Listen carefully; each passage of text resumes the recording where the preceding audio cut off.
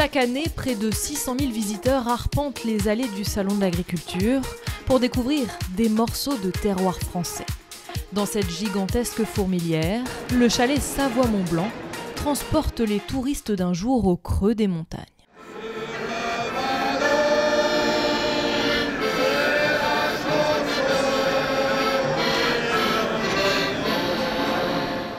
La version 2020 de l'iconique chalet de bois est à ciel ouvert pour accueillir plus de curieux. Au coin du feu, dans la partie gîte ou sur un transat dans un camping, les vacances ont presque déjà commencé.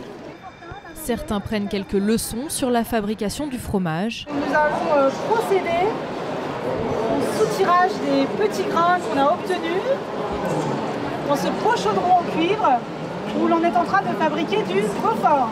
Les autres, grands et petits, préfèrent goûter les 8 fromages certifiés AOP ou IGP que propose le territoire. L'ambiance avec les vaches, tout ça, c'est très sympa. Et on s'y laisse prendre facilement. C'est bon, j'aime bien, ouais. Et beaucoup en profitent pour ramener un bout de Savoie chez eux.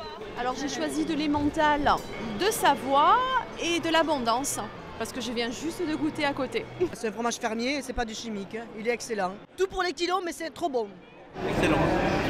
Savoie-Mont-Blanc est très emblématique pour beaucoup de Français, pour beaucoup d'Européens, et l'agriculture est au cœur de cette identité avec nos races, Tarine, Abondance, Thône et Marteau.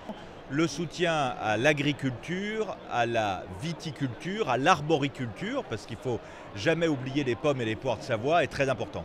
Un soutien quotidien et un point d'orgue sur le ring central. Les plus belles vaches Tarine ou Abondance défilent et représentent l'agriculture de montagne. C'est le jour des Savoies au salon et c'est un jour un peu particulier pour le tout nouveau président de la Chambre d'agriculture. Je pense qu'on a une vraie responsabilité ici quand on prend la parole pour l'ensemble des agriculteurs. Il faut aussi faire sentir ça, quoi.